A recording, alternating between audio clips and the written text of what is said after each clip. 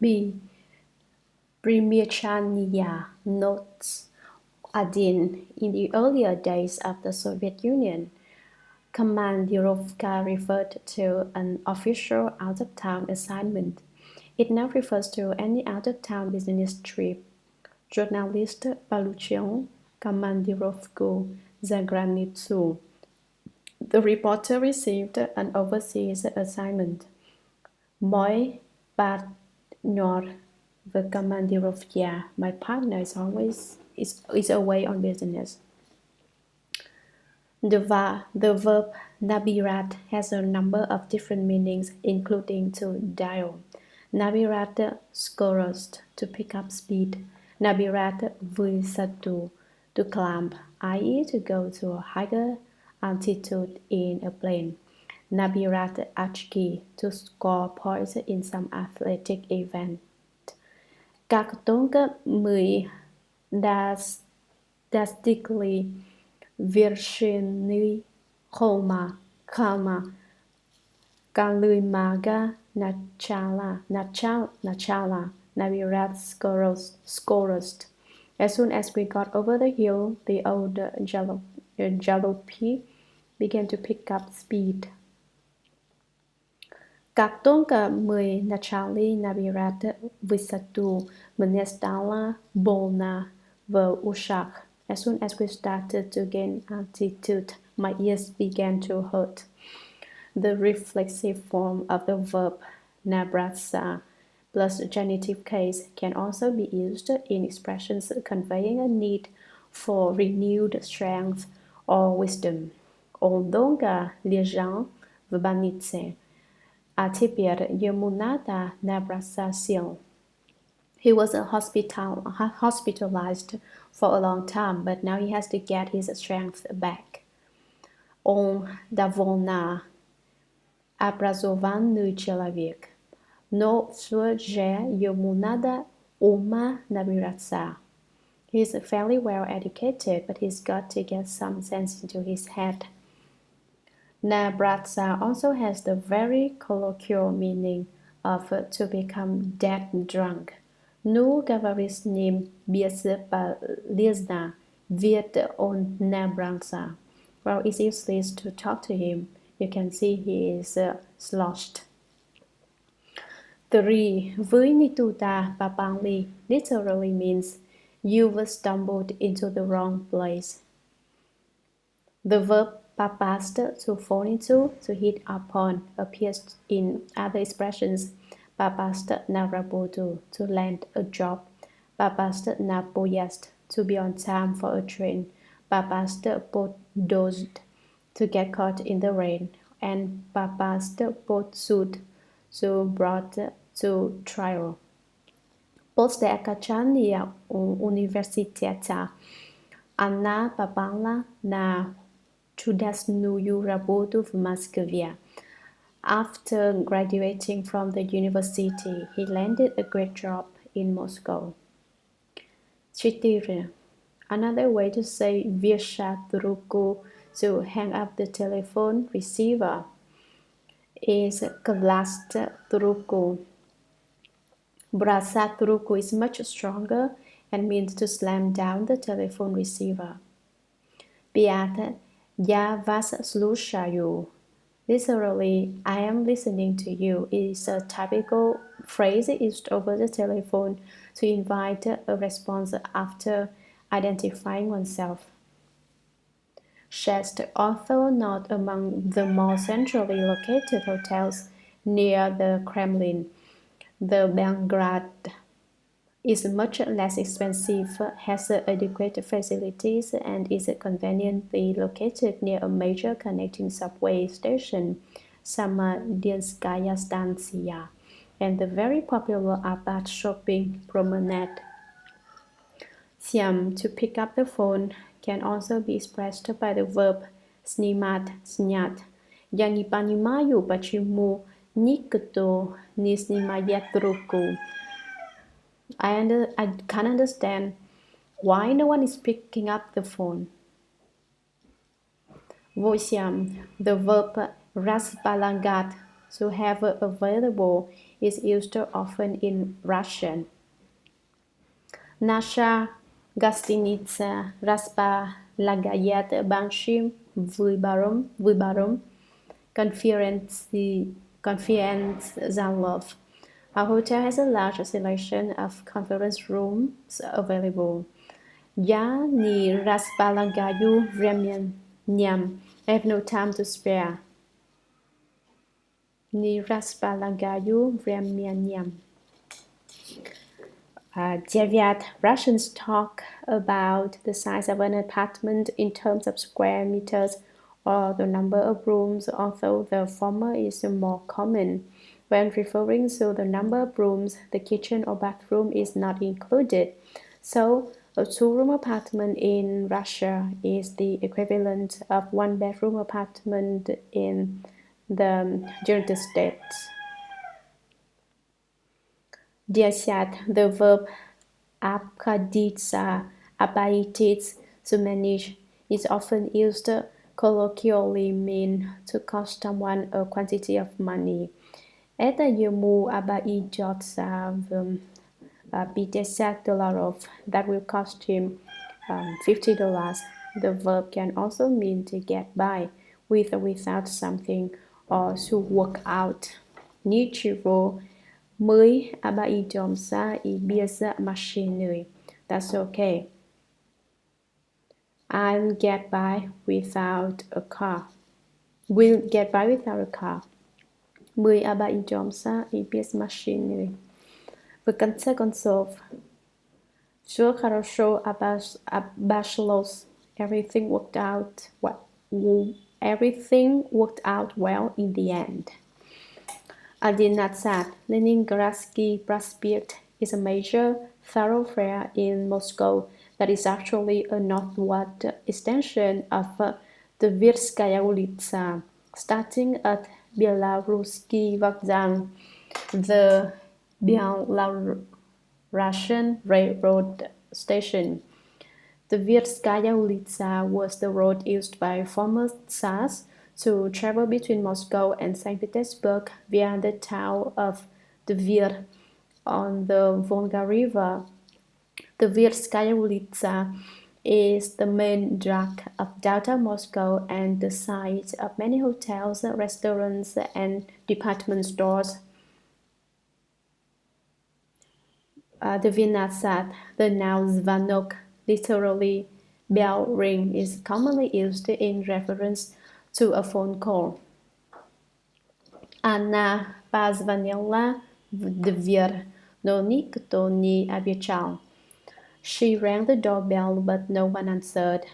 Спасибо за звонок вчера вечером. Thank you for your call last night. Likewise, the verb звонить, позвонить is used when saying give me a call. Позвони мне, когда у тебя будет время. Give me a call when you have time.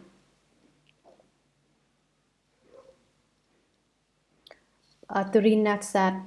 Remember that the preposition spustia after a period of time, spustia, is always followed by a time expression in the accusative case. Spustia 3 часа, она снова позвонила мне. 3 hours later, she called me again. 14.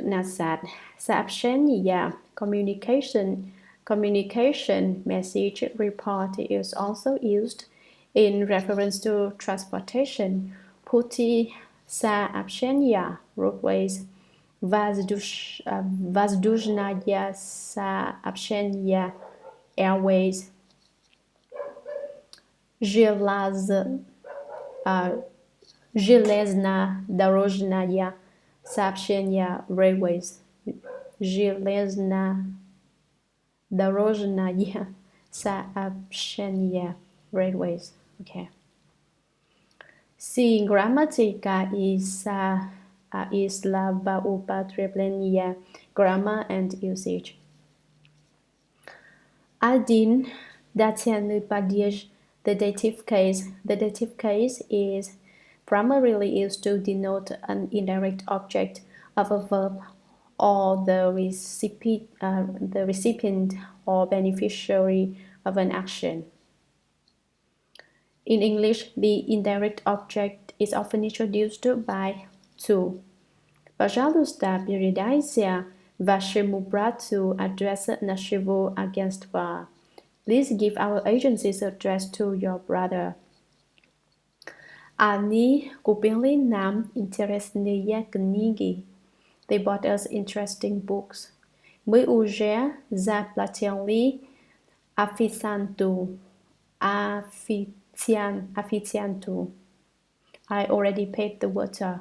We already paid the waiter. Почему вы не писали письма вашей сестре? Why didn't you write letters to your sister? The following are the dative case endings for nouns and adjectives according to gender and number. Look at the table. We have 3 columns and 3 rows. Okay. We have nominative singular, nouns dative singular, and dative plural. Okay. We have masculine, neuter, and feminine. Okay.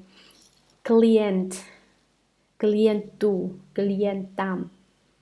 Bát phiền liu, bát phiền liam.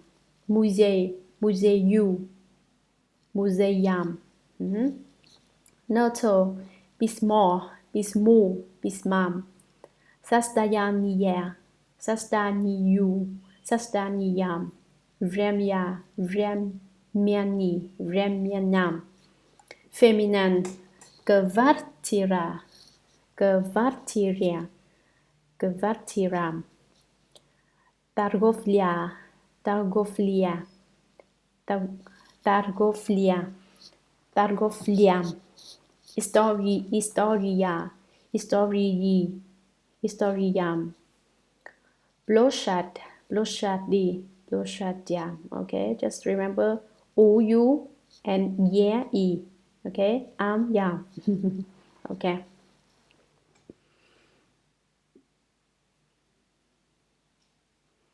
Okay, this table is for the adjectives. We have 3 columns and 2 rows. We have nominative singular, dative singular, adjectives dative singular, and adjective dative plural. For the rows, we have masculine, neuter, and feminine. Новый, новая, новому, новым. Большой, большое, большому, большому, большим. Хороший, хорошая, хорошему, хорошим. Третий, третья, третьему, третьим. Синий, синяя, синему, синему, синим. Feminine, новая, новой, новым. Большая, большой, большим. Хорошая, хорошей, хорошим. Третья, третьей, третьим. Синяя, синей, синим. Okay, just remember for the adjectives, we have omu, yemu, oi, ye. Omu, yemu, oi, ye. And plural, im. Okay. Note that certain verbs require the dative case in Russian, but take direct object in English. These verbs generally reflect activities that involve rendering assistance, advice, transmitting information, addressing and responding to pupil, or expressing an attitude such as believe, envy. The most common include помогать, помочь, to help, посоветовать, to advise, сообщить, to inform, to communicate, звонить, позвонить, to call on the telephone, рекомендовать, порекомендовать, to advise, to recommend, передавать, передать, to transmit, to convey, сказать, to tell, отвечать, ответить, to answer, верить, поверить, to believe, to trust, завидовать, to envy. Он охотно поможет вам найти квартиру. We will gladly help you find an apartment. Она посоветовала мне поговорить с вами об аренде квартиры. She advised me to talk to you about renting an apartment. Я ему сообщил о нашем новом местонахождении.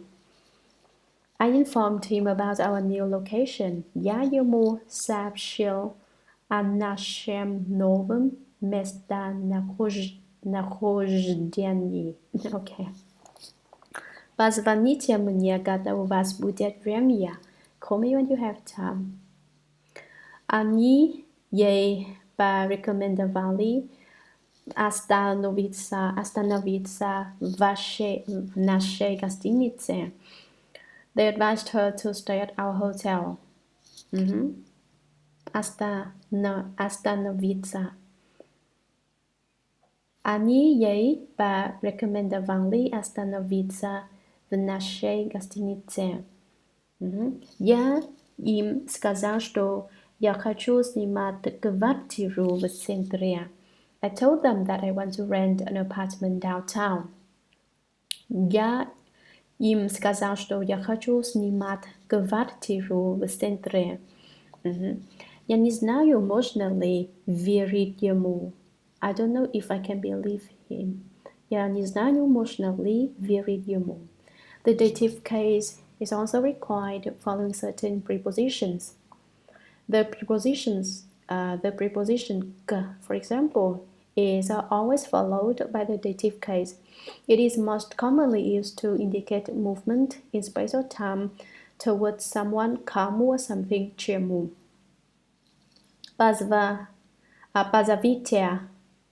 Позовите, пожалуйста, к телефону Ивана. Please ask Ivan to come to the telephone. К телефону Ивана.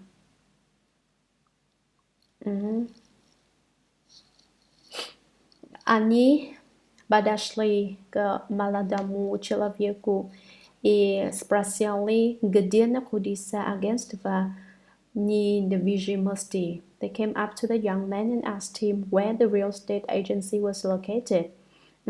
Они подошли к молодому человеку и спросили, где находится агентство недвижимости. Вы сможете зайти к нам к 10 часам завтра? Can you drop by to see us by 10 o'clock tomorrow?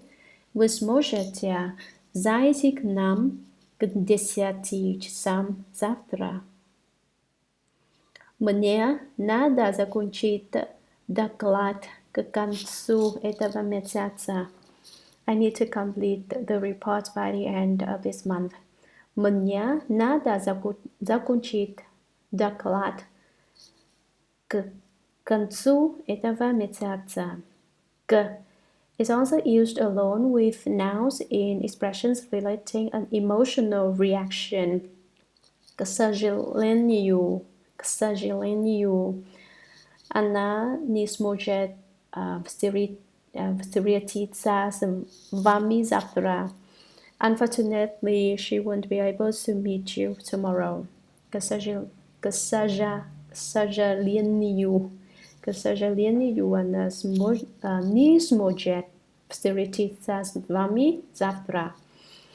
К счастью, она оставила мне сообщение на автоответчике. Fortunately, she left him a message on the answering machine.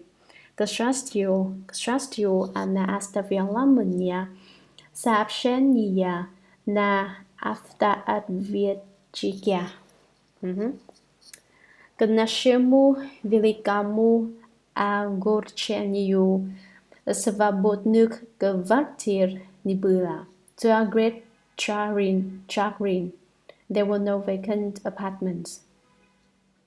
К нашему великому Agarchenyu svobodnych kwartier nie было. К моему удивлению, они уже переехали в новый дом. To my surprise, they had already moved to a new house. К моему удивлению, они уже переехали в новый дом. The preposition by is used with the dative case to mean by according to or via some means of communication. По какому номеру вы звоните? What number? According to what number are you calling? По какому номеру вы звоните? По какому адресу мне надо отправить документы? To what address? According to what address do I need to send the documents? По какому адресу мне надо отправить документы? Она мне позвонила по рекомендации коллеги из газеты «Коммерсант». She called me at the recommendation of a colleague at the Commerciant newspaper. Она мне позвонила по рекомендации коллеги из газеты «Коммерсант». Она говорила со мной по телефону вчера вечером. She spoke with me by phone yesterday evening. Поезда редко приходят по расписанию. The trains seldom arrive on schedule, i.e. according to the schedule. Я всегда слушаю новости по радио. The preposition by is also used with the dative plural to indicate a recurrent time. По средам мы всегда ходим в парк. On Wednesdays, we always go to the park. По средам мы всегда ходим в парк. По утрам они обычно бегают трусцой. They usually jog in the mornings.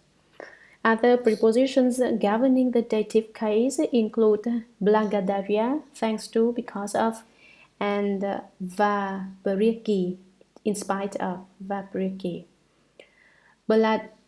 Благодаря вашей помощи я нашел хорошую квартиру. Thanks to your help, I found a nice apartment.